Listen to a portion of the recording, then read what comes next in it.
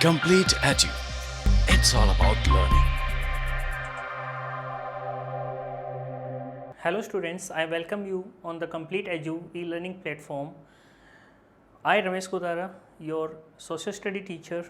Economics से related तो हमारा पहला क्वेश्चन है, पूंजीवादी अर्थव्यवस्था वाला राष्ट्र है।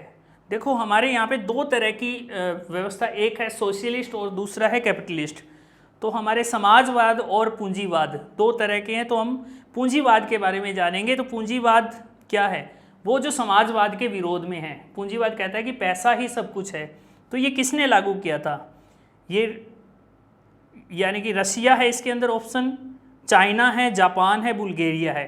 तो रशिया, चाइना और बुल्गारिया ये तीनों जो है वो सोशलिस्ट कंट्री है, वहीं जापान जो है वो कैपिटलिस्ट कंट्री है। तो इसका सही आंसर है जापान। नेक्स्ट क्वेश्चन है, श्वेत क्रांति का संबंध है। श्वेत क्रांति किससे संबंधित रहती है? अंडों के उत्पादन से, दूध के उत्पादन से, चीनी के उत्पादन से या चावल के उत्पादन से? तो व्हाइट रेवोल्यूशन क्या है? Production of eggs, production of milk, production of sugar या प्रोडक्शन ऑफ राइस? तो इसमें जो सही आंसर है वो है मिल्क, क्योंकि व्हाइट प्रोडक्शन मिल्क को कहा जाता है। इसके अलावा भी जो है हम बोल सकते हैं राउंड जो है रेवोल्यूशन, उसे पोटैटो कहा जाता है। सिल्वर फाइबर रेवोल्यूशन कॉटन के प्रोडक्शन को कहा जाता है।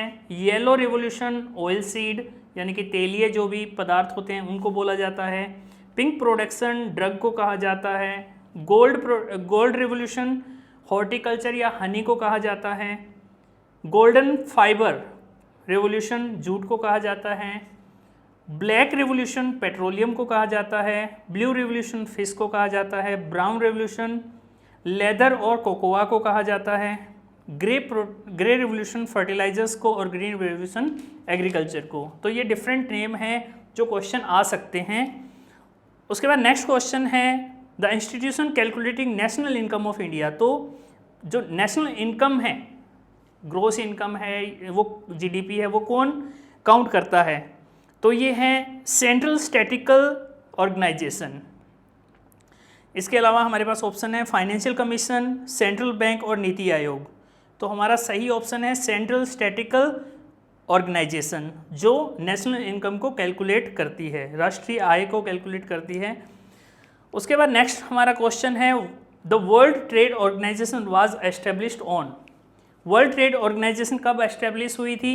1 जनवरी 1935, 1 अप्रैल 1935, 1 जनवरी 1995, 1 अप्रैल 1995।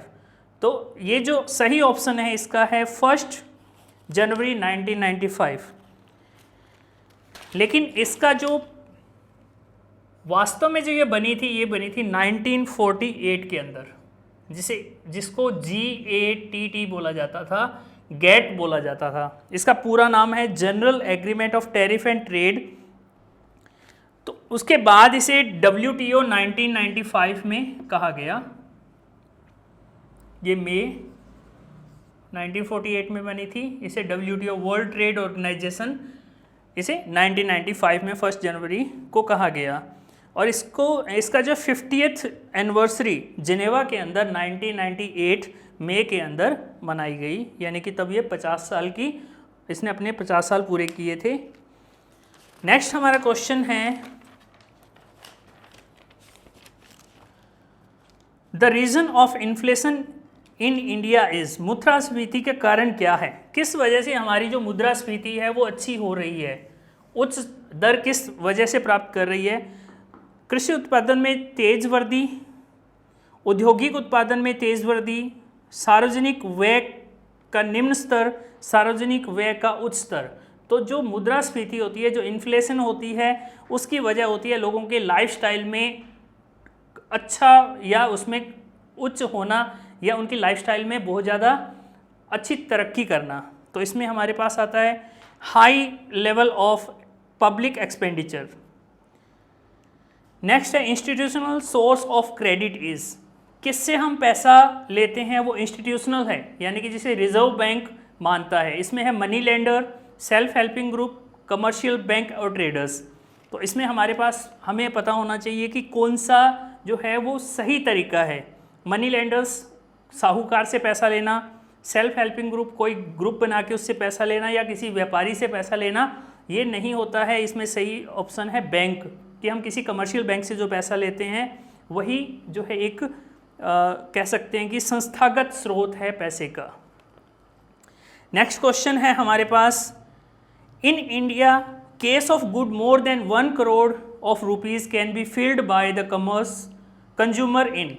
1 करोड़ से ज़्यादा की अगर कोई मूल्य की वस्तु अगर हम लेते हैं तो उसका वाद दर्ज कहाँ कराया जा सकता है?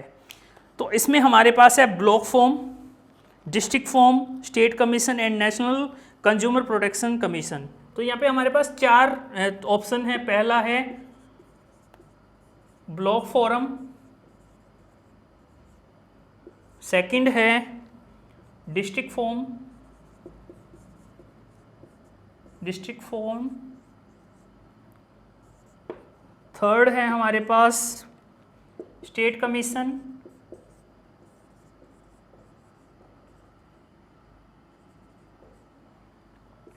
फोर्थ है हमारे पास national consumer protection commission, NCPC।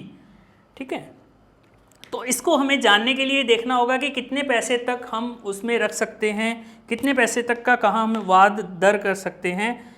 यहाँ पर हम लेस देन 1 लाख, 1 लाख से कम है तो हम ब्लॉक फॉर्म में जा सकते हैं। मोर than 1 lakh and less than 20 lakh. 1 lakh से 20 लाख का हो तो हम डिस्ट्रिक्ट फोरम में जा सकते हैं। 20 लाख 20 लाख टू 1 करोड़ तक हम कहाँ जा सकते हैं? स्टेट कमीशन में जा सकते हैं। और अबव 1 लाख, अबव 1 करोड़, अगर 1 करोड़ से ज़्यादा है तो हम नेशनल कंज्यूमर प्रोटेक्शन कमीशन में जा सकते हैं। तो ये हमारा जो NTSC का 2019-20 का जो क्वेश्चन पेपर है SST का वो ख़त्म होता है। थैंक्स।